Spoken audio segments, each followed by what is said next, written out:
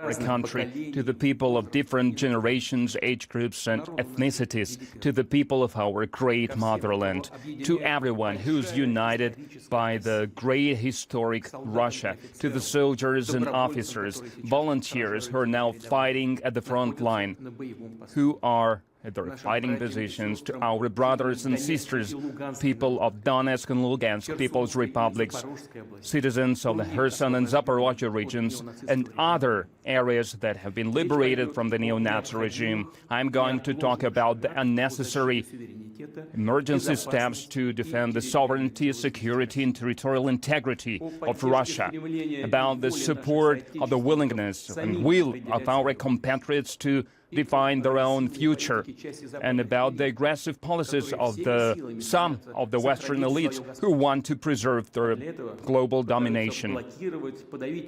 And for that, they try to block any independently developing centers of development, to impose their will on other countries and peoples, to impose their pseudo-values. They want to weaken, to divide, and to eventually to destroy our country. They have been saying directly that back in 1991, they managed to divide the Soviet Union, to bring it to its collapse, and now the time of Russia has come, that it should be divided in many warring regions and areas.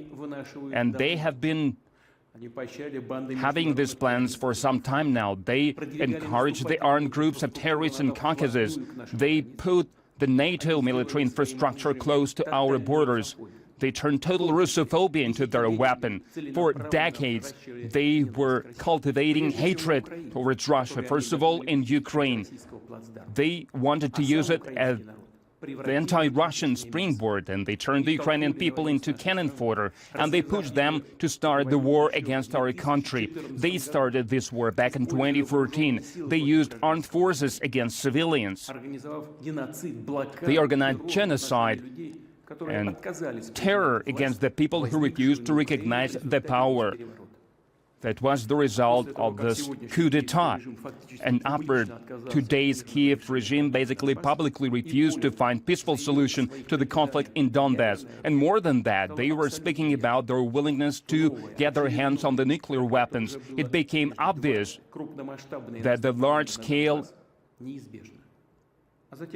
offensive in Donbass is inevitable, and after that, the attack against the Russian Crimea, against Russia, would be just as inevitable. So the preemptive military operation was the only possible solution. Its main goal is to liberate the entire territory of Donbass. It still is its top priority. The Lugansk People's Republic has been almost completely liberated from the neo-Nazis. The fighting in the Donetsk People's Republic is ongoing. For 8 years here, the Kiev occupational regime has created multi-layered defensive infrastructure.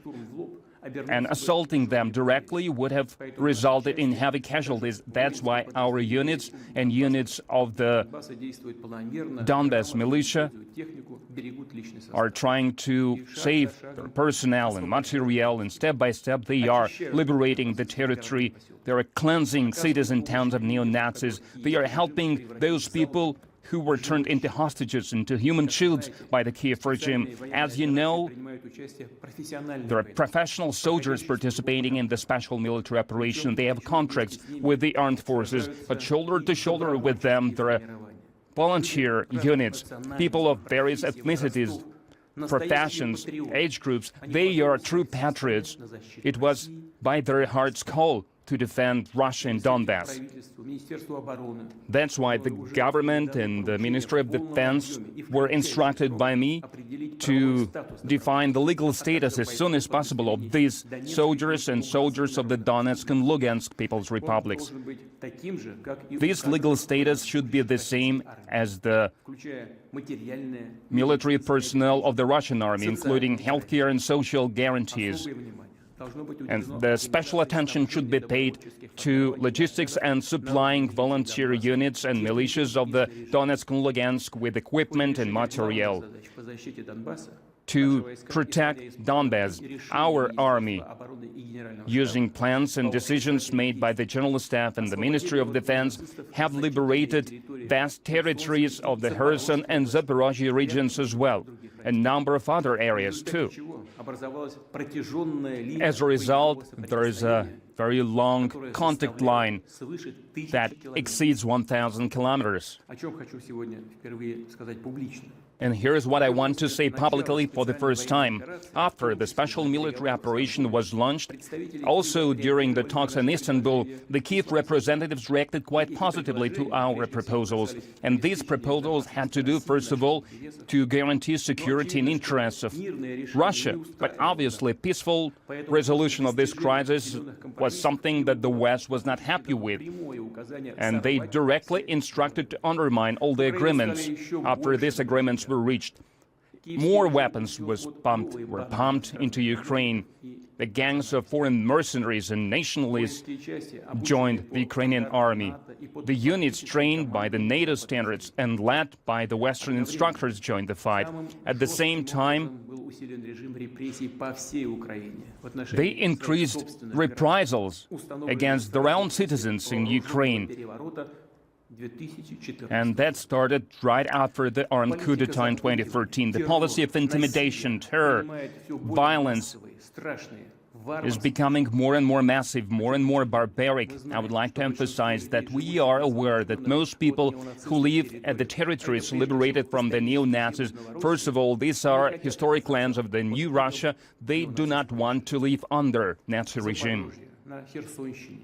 In Zaporozhye, in Kherson, in Lugansk, and in Donetsk, they have seen those atrocities performed by neo-Nazis in the areas of the Kharkiv region that they seized. Bandera followers, Nazi death squad followers, they're killing people, putting them to prison. They are retaliating, torturing civilians in Donetsk and Lugansk People's Republics, in Zaporozhye and Kherson regions.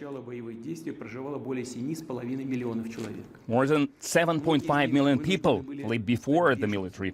Before the hostilities, a lot of them had to leave their homes to become refugees, and those who stayed, some 5 million people, today they have to live under constant shelling and rocket attacks perpetrated by the Nazi soldiers. They are hitting schools and hospitals. They are carrying out terrorist attacks against civilians. We have no right to leave people who are close to us to these torturers. We have to hear their call to define their own future, to define their own fate. Parliaments of the People's Republic of Donbass and military civilian administrations of the Kherson and Zaporozhye regions made a decision about holding referenda on the future of these territories, and they appealed to us, to Russia, with the request to support this step. Once again, we will do everything we can to provide safe conditions to hold this referenda so that the people could express their will and make a decision about their future. And the decision that will be made by the majority of the Donetsk and Lugansk People's Republics, Kherson and Zaporozhye regions, we will support this decision. Friends, today, our armed forces, as I have said, are fighting along the contact line that exceeds 1,000 kilometers. And they fight not just against the neo-Nazi units, but against the entire military war machine of the collective West. And in this situation, we have to make the following decisions. It is on par with the threats that we are facing, namely, to protect our motherland, its sovereignty and territorial integrity, to ensure safety and security of our people and people living in the liberated areas. I think we should support the suggestion and proposal of the Ministry of Defense and the General Staff about launching partial mobilization in the Russian Federation. Once again, we are talking about the partial mobilization. We will only mobilize those citizens who are currently in the reserve. And first of all, those who have experience, who served in the army, who have certain professions and occupations, and who have necessary competence and experience. Those who will be mobilized before they will be sent to their units, they will have additional military training with the experience of the military operation in mind. The decree on the partial mobilization has been signed. In accordance with the legislation, officially, in writing, the chambers of the Federal Assembly, the Council of the Federation, the State Duma will be informed on that. The mobilization will be launched today on September 21st. I instruct heads of regions to provide all the necessary support in this effort. I would like to emphasize especially that the citizens of Russia who will be mobilized, they will receive status, payments, and all the social guarantees that the contracted soldiers have. I would like to add that the decree on partial mobilization also stipulates additional measures on performing the military state contract.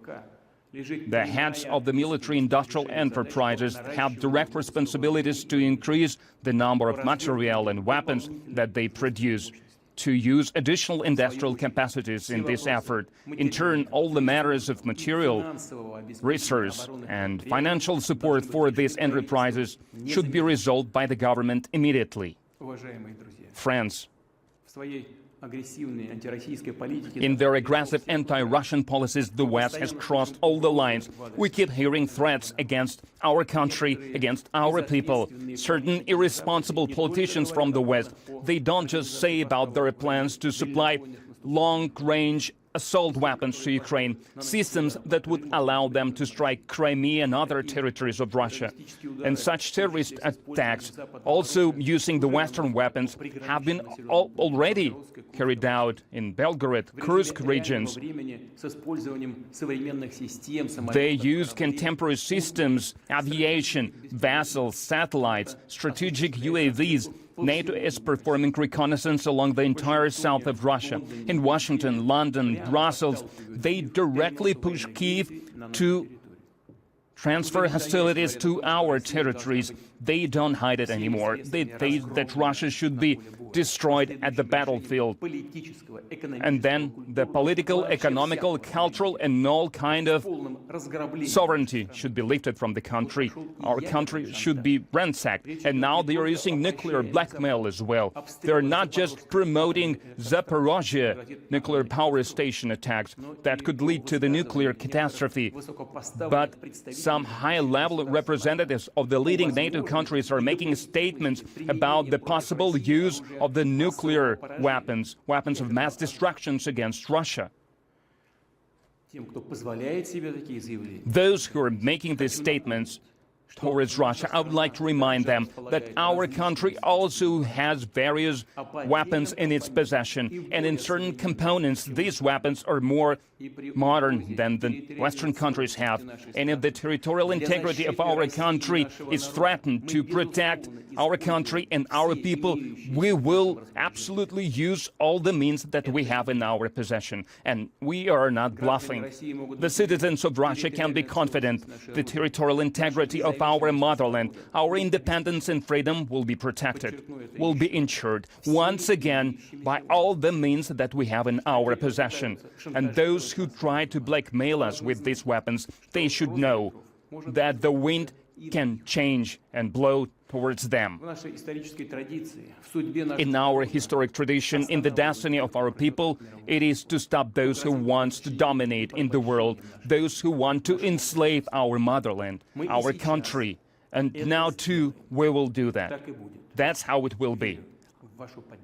I trust in your support.